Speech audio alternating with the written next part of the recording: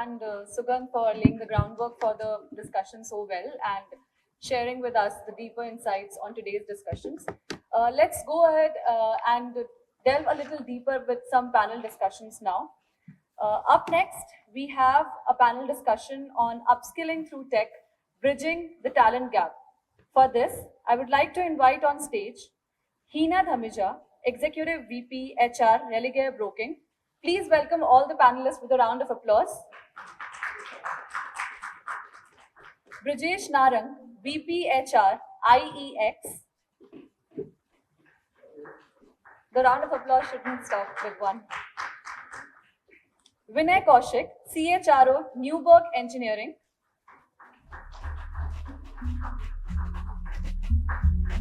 Simin Askari, Senior VP Corp, HR, DS Group.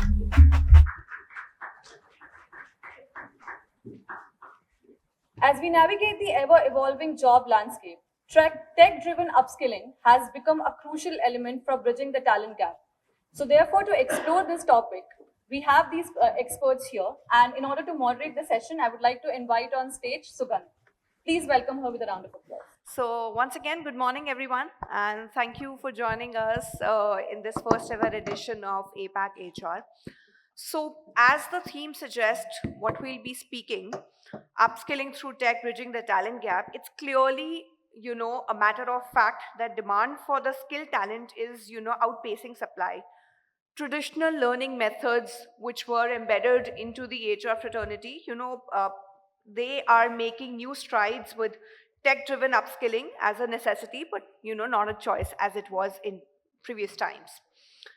Now, from AI-driven learning platforms to virtual simulation, technology is transforming how important it is to acquire critical skills faster and in a more efficient way. Now, since we have a panel who is already adept at, imparting knowledge onto this segment, I throw my first question to all of you. We can begin with Simin ma'am. Ma'am, what do you feel is actually, is AI a tool for employees or for the people from the management as a way of helping them grow and smoothen their process, or do you think, as many think, that it is still becoming an obstacle? See, technology can never become an obstacle. I think it's a sort of a scare that everybody has in their minds whenever something new comes in. So whenever there's a change, whether it is in form of technology or a new process or something different that is happening in your life, you start feeling a little anxious. Same goes with AI. When we initially had technology in form of, say, computers, and that's what I'm talking way back in the 90s, people used to think that this is going to take away the jobs. It only made it made us more efficient. Similarly, with AI is adaptive, it is intelligent, and therefore it only helps us in becoming more efficient. The matter of choice for employees is to adapt and to understand how AI is going to be able to help them rather than being scared about it. A lot of organizations are investing in AI adoption in various processes and also making their people digitally literate so that they understand how to leverage these technologies to their advantage. So I don't really see AI as a threat at all. In fact, there will be a lot of new skills that will be required. There'll be a lot of new upskilling that will be required in organizations to be able to manage the AI tools that are there. In all organizations, including ours, we've been using AI in various processes. And we have seen that productivity is only improved and not really impacted any people decisions in terms of, laying offs or anything like that. So AI definitely is an enabler. Yeah. Thank you so much, ma'am. Viren sir, what are your thoughts over it? While Simin ma'am is of the view or of the belief that it is something which is going to enable employees in times to come, and it's still enabling, of course. But how would you put in your point with some anecdotes or with some examples, if you could share from within your own organization for others to actually gauge and take away a lesson or a learning that and actually how they can impart it within their own organizations? Yeah, thank you. And very good morning, please, all of you. just taking the point where Simenji concluded.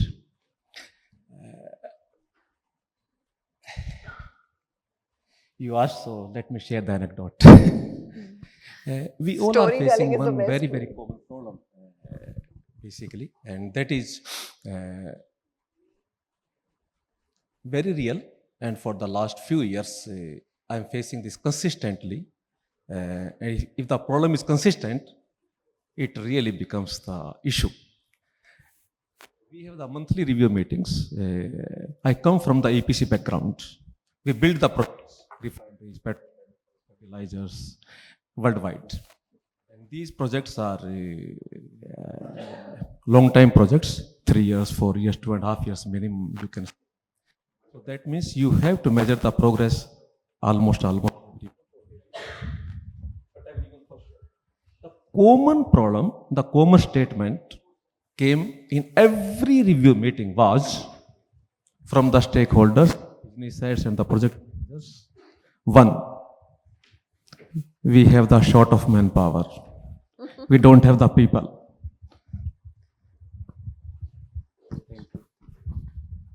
Second, the people we have, they are not from the relevant background. They are not the skilled the way we want to execute the project. And third dimension, we all hear there is too much unemployment in the country. These three dimensions are actually contradictory. People don't have work. We don't have the people for work. And the people we have don't work. It's a common problem. Seems. This is real irony. Now, if you see seriously in this, the common thing is people and work. And what can bridge these two? That is skill. Right? We have hired the people, whether they were skilled or they were not skilled. They are our people now, they are our employees, and they are with us. So what we can do? Only we can upskill them. That is the only choice we may have, basically. And that's where I really congratulate the curator of this session for choosing this theme, basically. This is really mandatory and the need of our. And when we see this,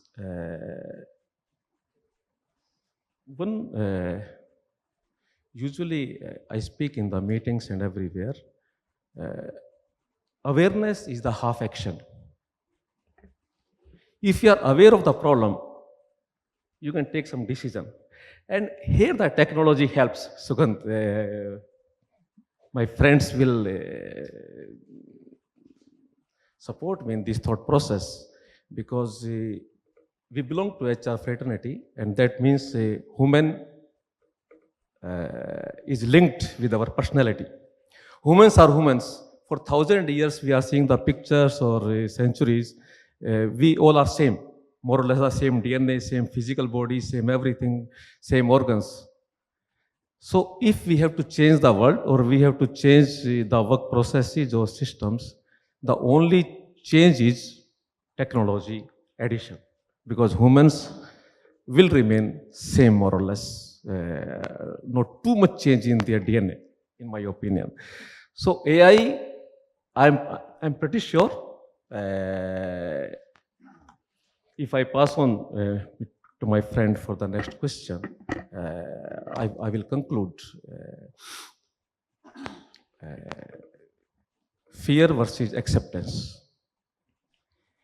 We should not be afraid of these new technologies, rather accept it wholeheartedly and with open arms. That is the only thing we can do, perhaps.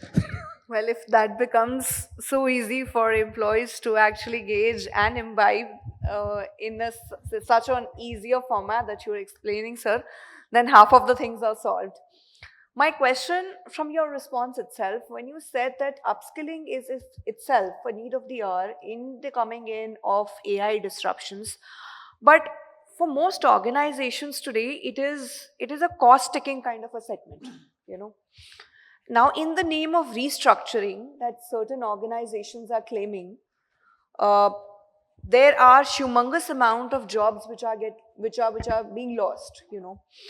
But as you say that AI can go hand in hand with human resource or with the workforce planning and with upskilling ongoing, how do you think that question is open to all?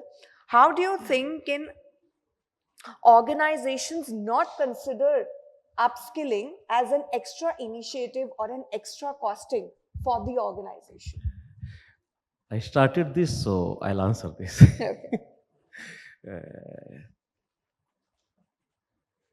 Heck yeah, when I shared, I come from the EPC background, and EPC background is very different because it is not IT, or it is not IT enabled. IT enabled, we can say, because any organization, whatever the business they do, they perform, they have to be IT enabled in any case. Basically, there's no choice. So when we build the plant, in different stages, the plant is built in 3D before actually erected at the site. It has to be 3D and the walk-through plant basically, so that all the clashes and all those things are done. Retention, this and that are done. All organizations hire the graduate engineers from the campus, and they are trained. And after a couple of years, there's a heavy demand basically in the market. Again, the retention issue comes.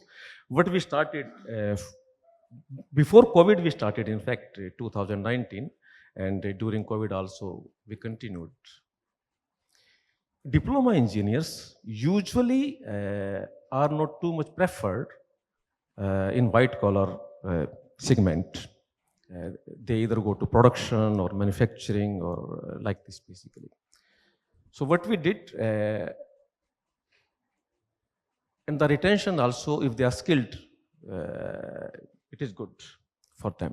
Okay. Because the market demand from the all MNCs and other organizations, they have some certain criteria. To arrest that criteria, we recruited diploma engineers from Polytechnic, and this is a highly skilled job. Then we had 6 months in-house training program on the technology, E3D, PDS, SP3D, all those things. These are the high-tech programs basically where the plant are designed. They did a wonderful job. Okay. That's where this technology helps basically. Academically, we can say they were not skilled to fit this bill. Okay. But after hiring, when we upskilled them, they were doing the wonderful job, and the retention also was far better. So it's a win-win situation, I feel, for both organization as well as, the employees. Brijesh sir, my question to you next, now that we're talking of upskilling, which industries do you think are, experiencing shortage of upskilled talent? Basically. So I think good morning all. Thanks for having us all here. So the topic that you picked up today is a very relevant topic, and the question that you asked is industries. Which are the industries that are facing shortages? I think almost all of us sitting here, we would all agree. We will all pick our own industries. Every industry is kind of struggling in, right? One, because the attrition has gone ahead. Post-COVID, I think every industry is struggling. But if you ask me specifically, it has to be manufacturing, where you need a skilled manpower more than anything else. That is one. Then you need pharma and energy sector. You would also agree. We are also facing the same. Today, EPC and energy companies, the talent is pretty limited, right? Okay. So there definitely is a shortage. And, while there is a need for upskilling, right? The example that my colleague gave, there is an example that each one of us can have from our own organizations. So it is a need of the hour to get people reskilled again and again on the few things, right? So, but manufacturing and pharma are certain segments, so to say, wherein the upskilling drive is recently taking on to a stage, but specifically in pharma and manufacturing segment, upskilling has always been, yes. part and parcel.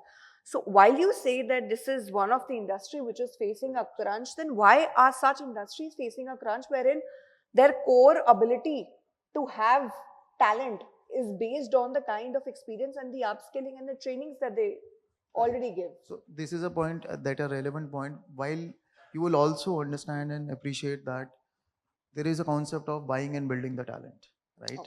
So every industry is trying to build up the talent. Nowadays, buying is very easy. You go out and buy talent, but Right. it creates a lot of turbulence within the organization. Today, like the example that he gave, they hired people from diploma holders.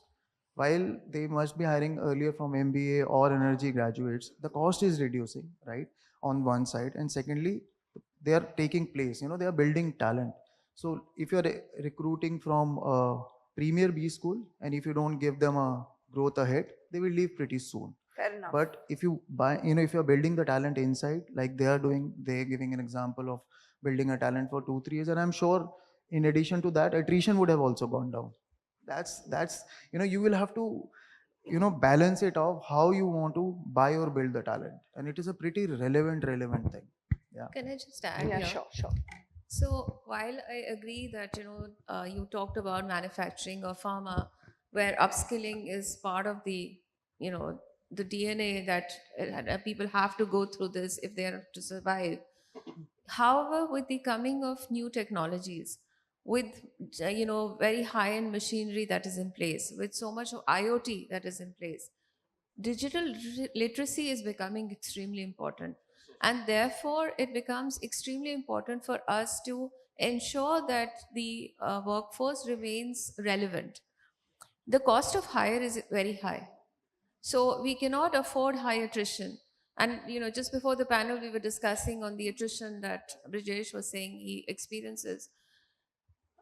It is there for every industry. Certain places it is higher, manufacturing, FMCG, even insurance, I'm sure the attrition is quite high.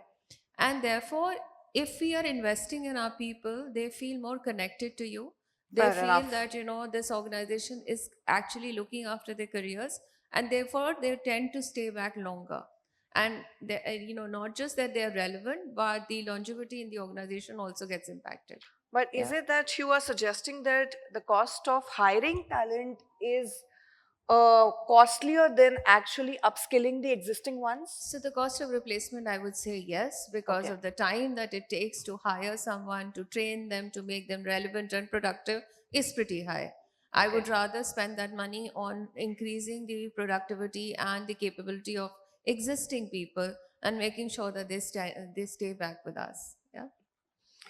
While this is a relevant point which is made, but that also leads us to another segment or another question is, while one organization is deeply investing in their people and expecting that the attrition will go low because people will feel more connected, don't you feel packages and the work life balance perks which other organizations are offering in comparison to yours, and that they are getting the upskilling cost renewed from you itself, if they shift to some other organization after getting upskilled from you, how can you justify that the exercise which was done in terms of getting down the attrition level while you upskill them on your cost, and when they're shifting it, they're actually giving that talent or that skill to some other organization? The question is to me, I think. Yeah. All right. So, see, that's the cost of doing business, right? You cannot afford to have people who are with lower skills or with not relevant skills, and they are not productive enough in the organization. And you do have that risk that if you upskill them, then somebody else poaches them. It will always remain. It is the organization's intent, first of all, of how they are treating their people, how they are trying to upskill them, and also what is the retention strategy do they have. If a person feels connected, there is a little chance that they would want to move on, right? If they feel disconnected because of the role misalignment, because of various issues, attrition is a multi-factor sort of a thing. It could be the manager that's not treating them right, it's the role alignment that could not be right, and therefore even if you upskill them, they would still feel okay, somebody else is offering something better, and that is the reality of life. But again, if I am saddled with people who are not upskilled and who do not have the right skills, then as an organization I'm failing. So Right. I have no choice, I do need to do that, right? I would like to just add on, because it's a pretty relevant point that you said, Simin ma'am. So while the danger that you talked about, Sugan, there's, if you invest in people and then they leave, see, while you have to understand from the different perspective. as an organization, if I'm investing in people, I'm upping the bar. Myself as an organization, I'm taking the talent to the next level, right? Right. While there may be few attrition, which we cannot control, but salaries to only in one extent they can be, controlled. Like somebody is offering 2x, 3x, there might not be all the cases, but an organization can have larger stay if people are looking at their long-term growth. If they Okay. see that they are being treated well, that they are being invested in, they won't leave. I'm sure you can see here, I think almost all of us have spent decades in organizations, right? Right. While we would definitely have moved on, but we see definitely some long-term benefits. There are trainings being done, there are long-term career plans being done. So that is why people stay in. So that is a kind of risk that every organization has to take. And it is a necessity. You need to invest, and it is not a cost. It is a development. But Brajesh, you would agree with me with this thought process. Not many enterprises and corporates today are actually investing onto their employees because of the fear that I spoke of. While for organizations who have lesser number of workforce working with them, and the onus of managing that less number is more in comparison to corporates who are dealing with lakhs and thousands of people. Hina, my question to you. Now, with AI intervention into almost every segment, how do you think that this fear or this the game of retaining talent or employees can be, curbed to an extent? So, very valid question. Good morning to everyone. When we talk about bridging the talent and AI versus human, my say to this is bridging the gap is never been about AI alone. Basically, bridging a gap is a symphony between technology, innovation, and human potential. So we have to sync our efforts and go together. That fear which human have, that if AI comes in, we will not be of use. It is not human versus AI. It is human plus AI. That's the long way to go. Okay.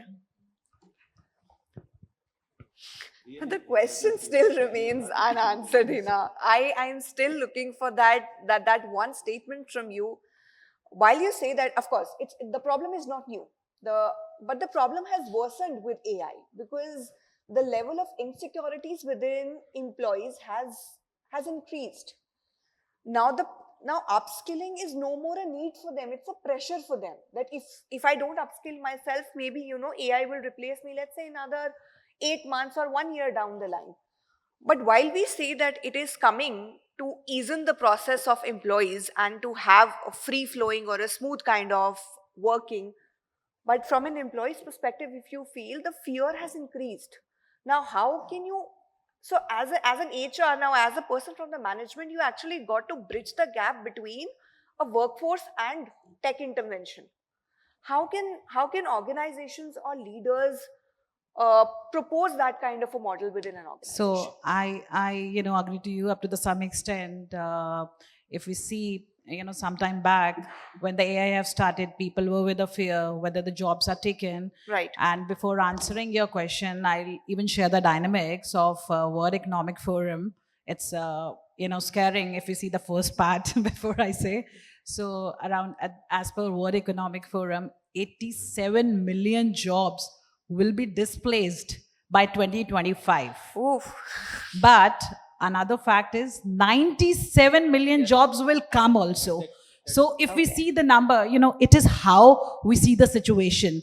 So just coming up to your question, any changes in the AI or, any change into the system, how it can be taken well is with internal communication, how it has been communicated and taken well within. And it is important to take the leadership, into the confidence that how they built in their team. So if we say alone HR can do it, the answer is no. Of course, no. So it has to be a team spirit, all the leadership positions. So first of all, the communication has to be right. In the right intent, that what we want to do, what is the career path ahead along with AI. So if AI coming in, it is not the end. We are adding and there is a growth path. So if clear communication is there, it goes a long way. Second is taking in confidence the leadership. So if together we decide along with all functions that yes, this is what we need to do, more the better. So, just to add on to what Hina just said, you know, I won't term it as fear. I would term it as anxiety. And anxiety stems from uncertainty. When you are uncertain as to what is in the future and how is it going to impact you, you start embracing the change when you understand how personally it is going to affect you. So the way to go about this, I believe, is to make people understand what is it in for them. How am I impacted if I adopt this technology and adopt these skills? And what is the impact if I do not? If I understand, if I see a growth there and if I see progress there, I am more likely to adopt to that change, right? Fair enough. So, as Hina rightly said, communication is the key.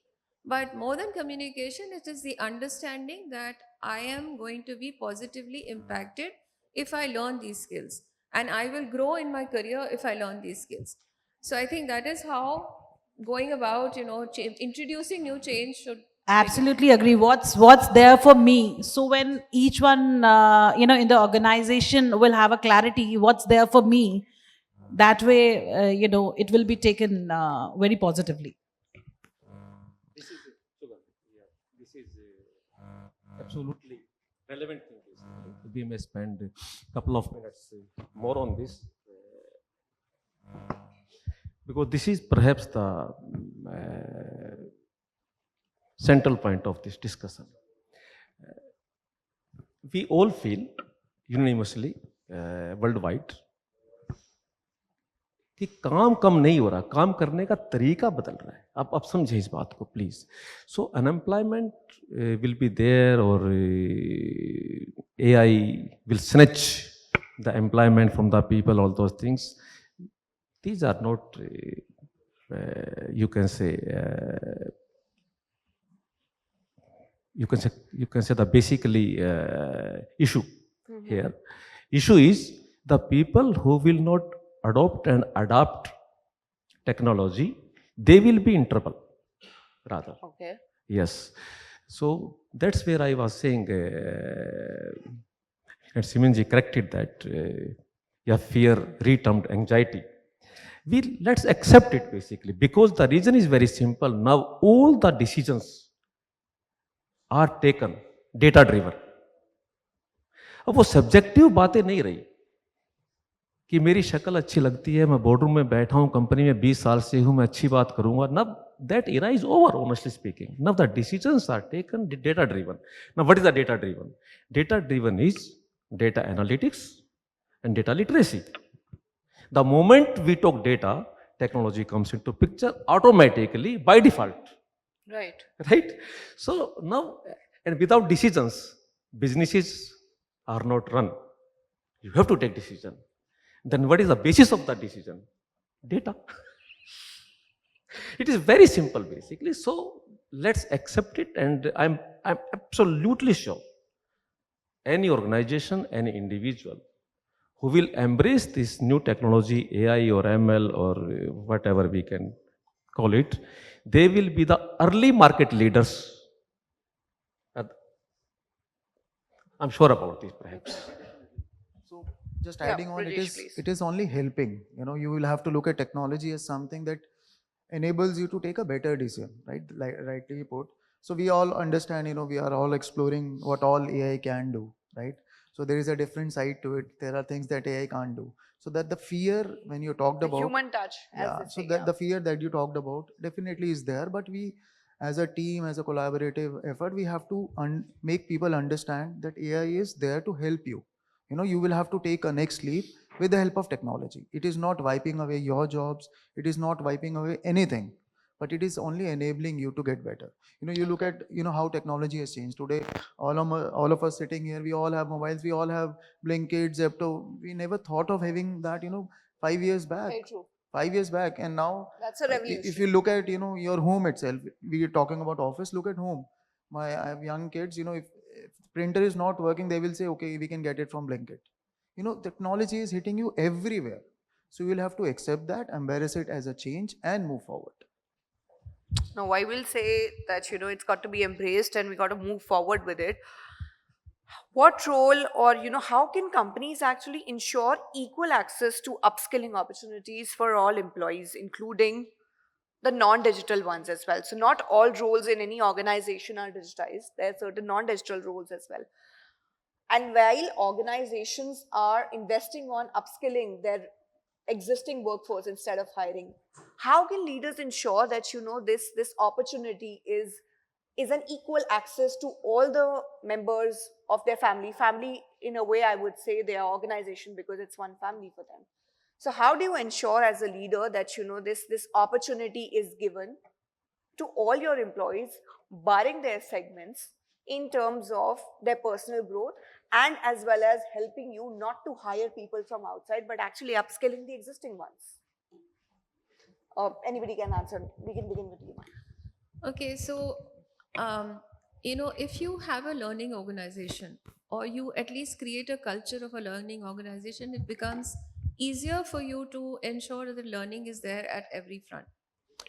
So I'll talk about FMCG sector per se, since I represent that. We are a manufacturing and sales driven organization, and a lot of people are in the fields and are in remote areas where are not direct contact is not there. So the traditional methods of learning is not possible. That is, a classroom session may not be possible. But again, technology also provides solutions. So you have LMSs, you have learning management systems, you have learning academies. So for example, we have a digital learning academy that is put in place. It's with the AI enabled LMS on that platform, which provides personalized learning material and bite-sized learning material on your mobiles. So you may be anywhere, you will still be able to learn. Obviously, the onus of learning is not only on the organization, it's also on the employees to upskill, right? Upskill, right. If you don't want to learn, I mean, you can only take the horse to the water, you can't make them drink, right? Fair enough. So you can provide opportunities to all people, whether it is the workers or the shop floor, where you get vernacular material provided to them in form of on-the-job trainings, in form of physical trainings, or it is bite-sized material that is provided to them on the Disha platform, as we call it, as a digital academy that we have, or to the salespeople who maybe not be able to do it through the day because they're in the field, but once they go back, they have a small video which tells them how to become better negotiators. So I think technology helps us in providing the learning opportunities to each and every person at every level. It really need not be in one form or the other. So digital is the way forward, definitely, and mobile enabled academies actually help. No, that's actually a new concept to note as well, that there are mobile academies as well, wherein we can actually impart learning to tier 2 and tier 3 cities as well. My concern or my question next is, learning is a need today. It wasn't some 10 years back, because the people who were with the organization, let's say for good 5-6 years, they were considered as loyal employees to the organization who will spend, let's say, next 10 years. But today employer feels that, if my present organization is investing on my upskilling and is understanding my work-life balance needs, and this is something that I would want to continue for long. Upskilling or learning, according to you, is it a fad? Is it going to fade away with time as a trend? Because there are many such trends that are coming in and going within the HR fraternity. It is actually one of those segments across enterprises wherein the trends are moving in really fast. So learning according to you, or upskilling according to you, for leaders today or for management today, is it something which is going to be there like next decade or 2 decades, or is it a fad that you feel that is a trend and might wash away in next few years? It has to be there mandatorily. There is no choice, in my opinion. And we all, perhaps sitting in this room, will agree.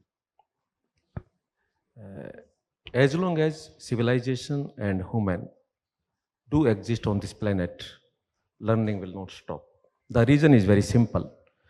We have been taught in the KG class to err is human. Okay. तो इंसान गलती करने से कब रुकेगा? When he will or she will learn. As simple as that, basically. When I was in Samsung, we had the very popular phrase, nobody is perfect. No human is perfect. But the product we make, that can be perfect. Right? Okay. That way it goes. So, how it will happen? That means imperfect human is making the perfect product. Only learning, only training. That's how these are human psyche actually, basically, nothing else. Second, if you are doing the international business, this is mandatory basically because I'm sharing my examples knowingly because they are authentic, not theoretical. When we bid for a project, two things are mandatory for that. One is the PTR, second is LL. PTR is the past track record. That means we are qualified to do that business. We have done that in the past also. Second, the potential client, the prospective client, asks from us recorded lesson learnt during the past project. That means if somebody says we do not make mistakes, he or she lying. Very simple. That's not possible. Recorded lesson learned. That means we made these mistakes and we learned from these mistakes and we corrected this way. Recorded. When we share those records, our chances of getting that project become very high. That way it goes basically because like this. And that's where training comes into picture. Then how we do that? So two things are very unique basically in our kind of industry. One is experiential learning. It is not theoretical. Experience that basically. We have to create a dummy project or the part of project and we actually work on that and make the mistakes, no problem. Second is reverse engineering. The best project we have executed, we do that in a reverse manner on 3D. So that you walk through that project and feel that basically. So experience learning and the reverse engineering. That means, reverse engineering means you are witnessing, you can say, अपना पिछला जन्म देख रहे हैं आप, but you are there basically. That way it is. So these are the training programs, these are the learning programs, and that's how we overcome all those obstacles we have faced in the past and we move forward. So in my opinion, whether we live on this planet or not, our next generation will be there. The learning and training will not stop. That's an ever-evolving and ever-going trend, it seems. Sir, my question to you, Brijesh. Now, when you say that learning is going to be an ever-evolving kind of a process, how long do you feel that the role of leaders in strategizing that learning process will remain? Because as we see that AI has entered or tech has entered into every segment, it has even entered into the strategic segment. Now the learnings also that are being imparted are imparted in a way not for a person's holistic development, is actually for the need of that segment for which the person has been hired. How as a leader you can control that? So while I will agree with sir that he was making a statement learning how it is important, right? Right. So learning first, it has to be culture, like Simin ma'am said, it has to be learning organizational culture. It has to be deep dived into it. You have to actually believe and trust that the money that you're spending is for the development, right? So any organization, it cannot just start a learning journey in saying that, you know, such is the number of programs that we have done, such is the cost. They have to actually, leaders have to believe that I have to train these people, I have to develop these people to take care of next level, right? So while us, if you ask us, you know, as an organization, a very niche organization, we look learning as a next term focus for us. You know, when we discuss budgets, learning is the first budget that we discuss from the HR perspective. I was telling her that, and my management says that you have not spent this much money. You have to spend 2x, 3x in next 2-3 years. In order for getting a better results as well. Yes, because it gives a better result. One, definitely you are a level up organization. Second, it helps you to control attrition to a bit, definitely. And this, if you ask any fresher, you know, you go around and you check, they are not seeing only CTC, they are looking at their career path, and how do you Right. make career paths. So if you replace people within the organization, not bringing somebody from outside the organization, that is the best place where you are in. So Because for they us, actually they understand the ethos of the company as well while correct, they've been working for so correct, long. And if you hire anybody from outside, you actually need to embed your culture. correct. And if you say that learning has to be within and within the culture, but I do have another question that says that if learning is that much of an importance, and according to surveys also we see that more and more organizations are investing towards it, as small as or a medium sized organization as you as for you as well.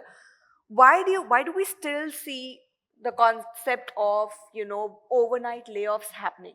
Because these employees have been trained to your needs as well. They have been trained to the projects that you already have on board and they're working towards it. But why do suddenly organizations feel the need of restructuring overnight and say that we've not laid off, we've actually laid off that segment itself because we do not require them anymore? How can you say that you do not require those people anymore on whom you've invested, and you've trained them for that segment? So you don't have to start here. You have to go back, and this problem, you'll have to think back, 2-3 steps back. Okay. While people, while it become pertinence for a layoff is something that you have done earlier. You never planned, right?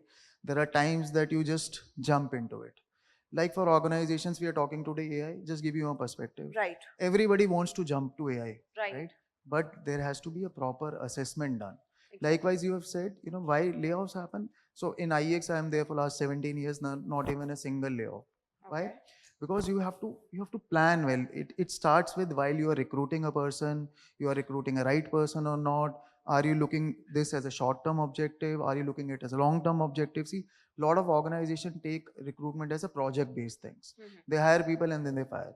But if you see crossover, if you would have aligned your people for learning objectives, you would have used that kind of a manpower in your other projects. So it starts off from what is that you're thinking. If you are hiring well, you don't need to lay off that way. Ina, what are your views on this, and something that you would like to share from within your organization? As you said So that there I- haven't been any layoffs for past I 7 years. agree to what Brijesh said. Honestly, talking with my, experience of close to 2 decades, I have seen no layoffs in the organizations, particularly I worked. But yes, coming back to the point, let's go back 2 steps and see that, did we did the planning correctly? Or, in a simple way, was it an organic growth? If we are in a rush that we want to achieve the number by this date or this date, there are examples of the organizations. Let's not particularly name the corporates, because there have been some plan which may have not been in the place as been predicted. Right. But honestly, if well planned, I have not seen the layoffs, at least in the corporates I have worked in. There may be a chance of even mergers and acquisitions which happen in place, but if they're taken up well, maximum there can be a chance of a relocation and the roles get integrated. We have seen the such phases, but the integrations happen, not the layoffs. A better planning can make this smoother. While we had the experts speak on the aspect of how can AI be integrated into segments across, with of course prior strategizing of why are they applying certain strategies and what is the use of it, we now go towards a segment wherein we will hear it from the experts itself, wherein they will be terming 5 top key takeaways from this session that they would want their viewers or their audiences to always keep in mind while talking of tech. We can begin with Simon, ma'am. Sorry, can you just repeat? Ma'am, we 5? want 5 key takeaways from you from this session of this discussion, which should be taken as part of things to note kind of a thing while we talk of intervention of tech in HR. Okay, so first of all, I think the first key takeaway is technology is here, it's to stay, and we need to upskill ourselves in order to remain relevant in our own roles. If we don't do that, it's at our own risk. That's the first one I would say. Second is organizations invest in people because they feel that they need to make sure that their own people remain connected and they are remaining productive. organizations that take this as a cost rather than an investment are again going to be the losers here. Third thing is change is the only constant. So this will continue happening. Today it is AI, tomorrow it will be something else. We must gear up for all the changes. Right? Okay. Okay, 5 you said. Could be lesser as well. I mean, I'm just giving it on a higher limit kind of I thing. think, yeah, I think 3 should be good. Fair should enough, be ma'am. good. Thank you so much. Yeah. Vanessa, from you. I think Simanji already summed up very nicely. I believe in basics, basically. My absolute firm belief is who we are. We are humans and we are living in this world. Here, I think Wasim Barelvi will help us all. He said, किसी के लिए रास्ते कहाँ बदलते हैं तुम खुद को बदल सको तो चलो. So this is the ever changing world. Right. And adapting to this Absolutely ever-changing true, world absolutely is actually true. going to be forward. Whoever we are as a human and whatever the product we are using, the current status will become obsolete very soon. And Simanji rightly said, basically, today it is AI, and maybe after 5-6 years, something else. So, as a human, I think God has gifted us this unique quality that we can adapt to the conditions, the situations, the weather, everything so quickly, and that is the reason in the world, in some part of the world, it is plus 55 temperature, and some portion it is minus 35 basically, and still human do exist basically. So we should adapt to this very nicely. The only thing very quickly I will say that learning, you add one more word, it is continuous learning basically. That's how it will help. Yeah. Thank you so much for your key takeaways, sir. Rajesh, sir, can we have it from you as well? So I would not go to 5. I will only limit it to 1 or 2. Fair So enough. one definitely is very, very important key takeaway, not only from this, but the learnings that we have is only agile organizations can survive, right? So That's a fair point. if I have to put it and summarize it, only one takeaway, it has to be only agile organizations, because these are the organizations which are prepared to be flexible, which are prepared to be learned organizations, which are prepared for a change, and which allows it people to also develop, right? And if they are prepared for all this, probably these organizations are going to sustain for long, as we say, survival of the Correct. fittest. So only if you look around, not only India, across the organizations which are agile, they are only moving forward. They are developing everything year by year, or maybe 2-3 years. They are getting something new. They are getting flexible with technology. They are aligning their people to do better. So Right. agility is something that is very important. Whether you look at AI, like they were saying, AI, ML, or X, or VR, or anything, if you are not agile, you will lose the pace, right? And today it is not first mover. Today it is like whoever catches is fast. You have to be always on the toes. So only agile working environment, which is a learning environment, will move on, and that will And help. wherein in their DNA learning is embedded. As ma'am said, it should be within the culture and not something which we derive out of nowhere. And as a trend, suddenly companies start to feel, oh, we need to invest in learning. It has to be within the organization. Ina ma'am, from you. So, well, my colleagues shared everything. I just want to add on, not to repeat. Sure. Like rightly said, I want to pick up the point what Simon ma'am said. Today it's AI, tomorrow something else. So what we need to have a readiness is, technology plus human touch. It is important. Human touch will always be there. Okay. So let's the organization plus the employees, keep in mind. Rest all has been beautifully covered. Thank you. Thank you so much, and I thank everyone else who joined us for this panel, and I thank my speakers as well for giving and imparting such knowledge with their anecdotes and with the analysis that they've given. Thank you so much. Thank you. Okay.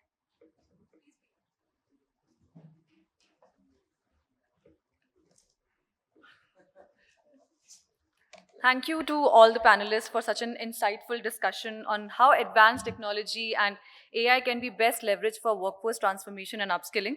And a few major takeaways, if I would say, from the discussion were that a balanced approach needs to be maintained when we talk about organizations integrating advanced technology, and that technology is here to stay, and we as humans need to evolve ourselves in the changing times.